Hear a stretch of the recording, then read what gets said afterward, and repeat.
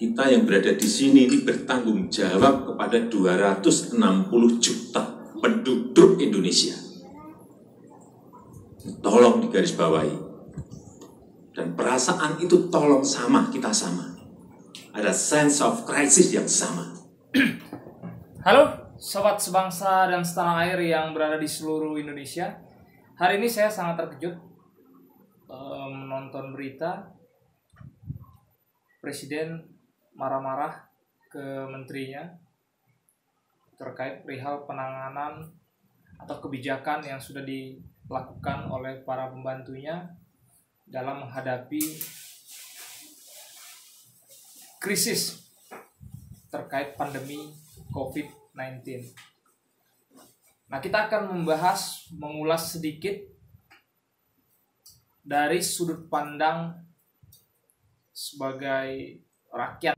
Tapi sebelumnya kita saksikan terlebih dahulu cuplikan pidato Presiden berikut ini.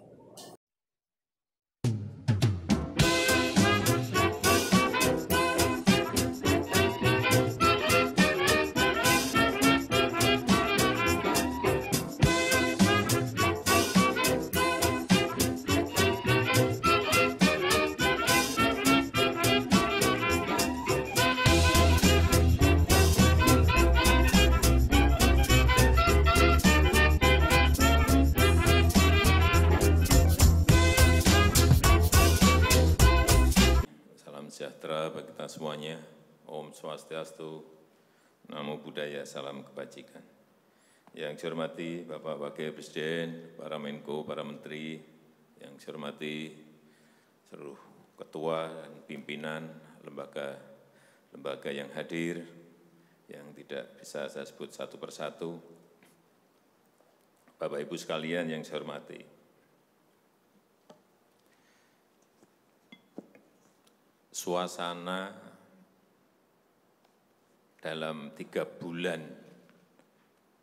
ke belakang ini dan ke depan, mestinya yang ada adalah suasana krisis.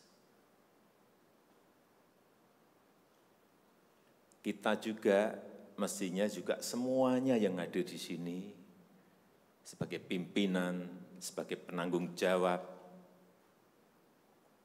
kita yang berada di sini ini bertanggung jawab kepada 260 juta penduduk Indonesia. Ini tolong digarisbawahi. Dan perasaan itu tolong sama, kita sama. Ada sense of crisis yang sama. Hati-hati. OECD terakhir sehari 2 hari yang lalu menyampaikan bahwa growth, pertumbuhan ekonomi dunia terkontraksi 6, bisa sampai ke 7,6%. 6 sampai 7,6% minusnya. Bank Dunia menyampaikan bisa minus 5%. Perasaan ini harus sama. Kita harus ngerti ini. Jangan biasa-biasa saja. Jangan linier. Jangan menganggap ini norma. Bahaya sekali kita. Saya melihat masih banyak kita yang menganggap ini normal. Nah, kalau saya lihat Bapak, Ibu, dan saudara-saudara masih ada yang melihat ini sebagai sebuah masih normal, berbahaya sekali. Kerja masih biasa-biasa saja. Ini kerjanya memang harus ekstra luar biasa, extraordinary. Perasaan ini tolong sama. Kita harus sama perasaannya, kalau ada yang berbeda satu saja sudah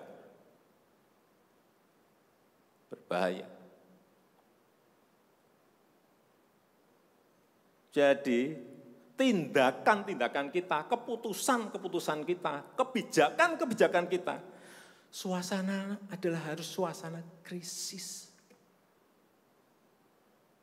Jangan kebijakan yang biasa-biasa saja, menganggap ini sebuah kenormalan. Apa-apaan ini? Mestinya suasana itu ada semuanya. Jangan memakai hal-hal yang standar pada suasana krisis. Manajemen krisis sudah berbeda semuanya mestinya.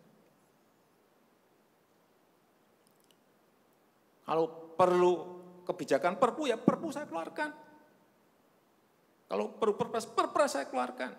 Kalau saudara-saudara punya peraturan menteri keuangan, keluarkan untuk menangani negara, tanggung jawab kita kepada 267 juta rakyat kita.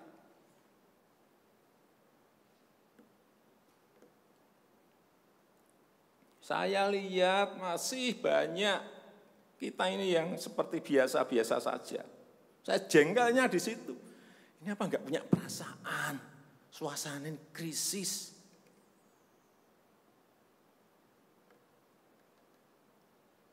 Yang kedua, saya perlu ingatkan belanja-belanja di kementerian. Saya lihat laporan masih biasa-biasa saja. Segera keluarkan belanja itu secepat-cepatnya karena uang beredar akan semakin banyak, konsumsi masyarakat nanti akan naik. Jadi belanja-belanja kementerian tolong dipercepat. Sekali lagi, jangan menganggap ini biasa-biasa saja. Percepat, kalau ada hambatan keluarkan peraturan menterinya agar cepat. Kalau perlu perpres, keluarkan perpresnya. Untuk pemulihan ekonomi nasional misalnya saya berikan contoh. Bidang kesehatan, itu dianggarkan 75 triliun.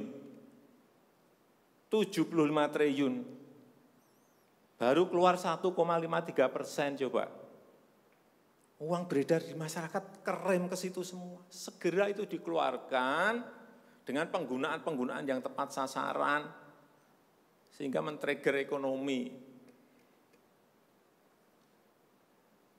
Pembayaran tunjangan untuk dokter spesialis, untuk tenaga medis segera keluarkan. Belanja-belanja untuk peralatan segera keluarkan. Ini sudah disediakan 70-an triliun seperti itu. Bansos yang ditunggu masyarakat segera keluarkan. Kalau ada masalah, lakukan tindakan-tindakan lapangan.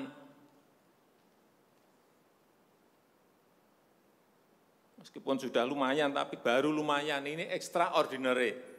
Harusnya 100%. Di bidang ekonomi juga sama. Segera stimulus ekonomi bisa masuk ke usaha kecil, usaha mikro. Mereka nunggu semuanya. Jangan biarkan mereka mati dulu baru kita bantu, enggak ada artinya.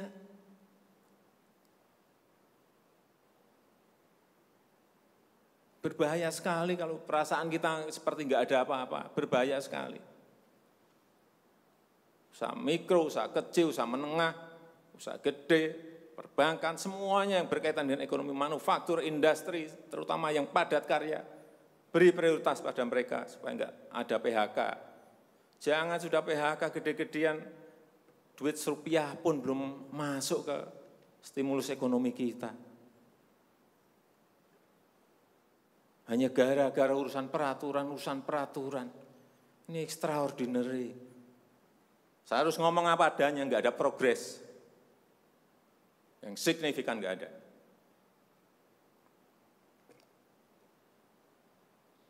Kalau mau minta perpu lagi, saya buatin perpu.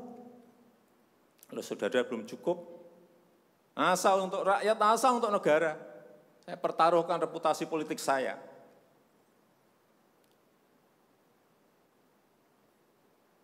Sekali lagi tolong ini betul-betul dirasakan kita semuanya. Jangan sampai ada hal yang justru mengganggu. Sekali lagi, langkah-langkah extraordinary ini betul-betul harus kita lakukan. Dan saya membuka yang namanya langkah, entah langkah-langkah politik, entah langkah-langkah kepemerintahan akan saya buka.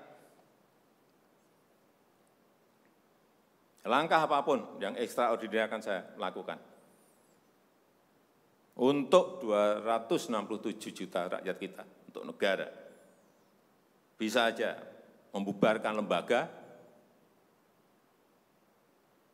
bisa aja reshuffle, udah kepikiran kemana-mana saya.